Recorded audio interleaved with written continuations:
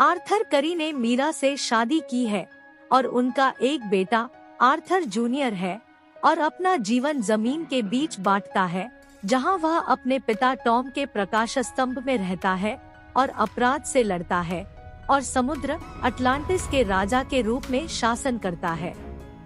हालांकि आर्थर को राजनयिक और नौकरशाही कर्तव्य उबाऊ लगते हैं और वह हमेशा अटलांटिस परिषद के साथ संघर्ष में प्रवेश कर रहा है, जो विशेष रूप से अटलांटिस को सतही दुनिया से संपर्क कराने के आर्थर के इरादे के विरोध में है। इस बीच डेविड केन एक्वामैन से बदला लेना जारी रखता है और अटलांटियन कलाकृतियों की तलाश के लिए समुद्री वैज्ञानिक स्टीफन शिन के शोध का अनुसरण करता है।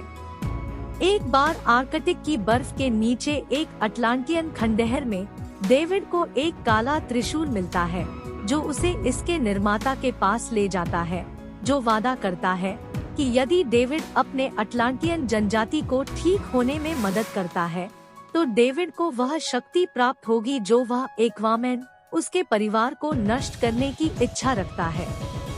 और उसका राज्य।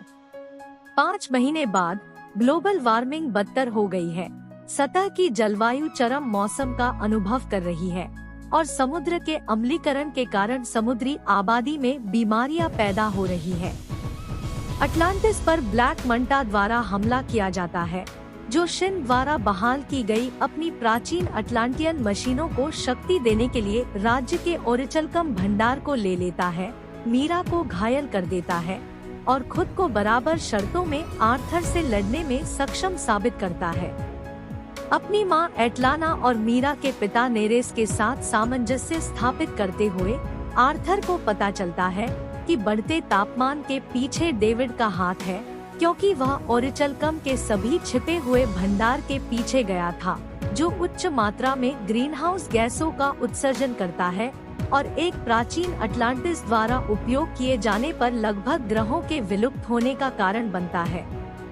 साम्राज्य। आर्थर ने फैसला किया कि यह पता लगाने का तरीका कि ब्लैक मंटा कहाँ छिपा है, डेविड के सहयोगियों में से एक आर्थर के सौतेले भाई ओन मारियस के बाद किया जाएगा, जिसे मछुआरे साम्राज्य ने अपने राजा को मारने के लिए बंदी बना लिया था। आर्थर ने ओन को जेल से बाहर निकाला और अपराध सरगना किंगफिश से मुलाकात के बाद पता चला कि डेविड दक्षिण प्रशांत ज्वालामुखी द्वीप पर स्थित है।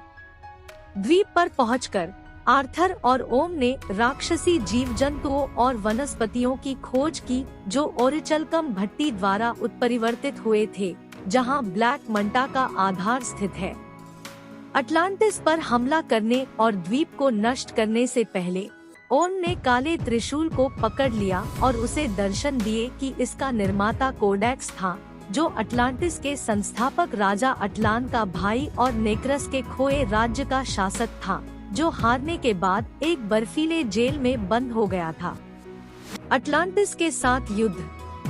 यह देखते हुए कि सील को एटलन ने रक्त जादू के साथ बनाया था, उसके किसी भी वंशज का खून कोडेक्स को मुक्त कर सकता है, जिससे डेविड टॉम करी के लाइटहाउस पर हमला कर सकता है और नेक्रस के छिपने की जगह पर जाने से पहले आर्थर जूनियर का अपहरण कर सकता है, जिसे अटलांटिस ने शिन की मदद से खोजा था। अंटार्कटिका की बर्फ के नीचे। नेक्रस में आर्थर जूनियर को घायल करने से रोकने के लिए आर्थर डेविड पर हमला करता है और ओम के आने से पहले डेविड आर्थर को लगभग हरा देता है और उसे काले त्रिशूल से निशस्त्र कर देता है। जैसे ही ओम ने त्रिशूल पकड़ लिया, कोडेक्स की आत्मा डेविड को ओम के पास छोड़ देती है, जो आर्थर से लड़ने के लिए आगे बढ़ता है और कोडेक्स के शरीर को कैद करने वाली बर्फ को पिघलाने के लिए अपने खून का उपयोग करता है।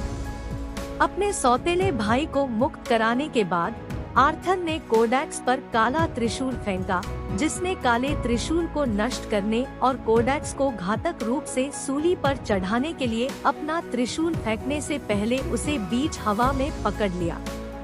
कोडेक्स का जादू गायब होने के साथ नेक्रस ढहना शुरू हो जाता है और जैसे ही डेविड एक दरार से लटकता है, वह आर्थर की मदद से इनकार कर देता है और खुद को चट्टान से नीचे फेंककर मर जाता है।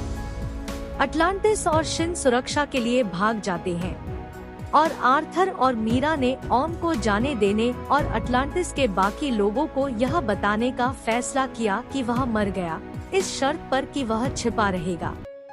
आर्थर ने निर्णय लिया कि जलवायु परिवर्तन से निपटने के लिए भूमि और समुद्र को एकजुट करना आवश्यक है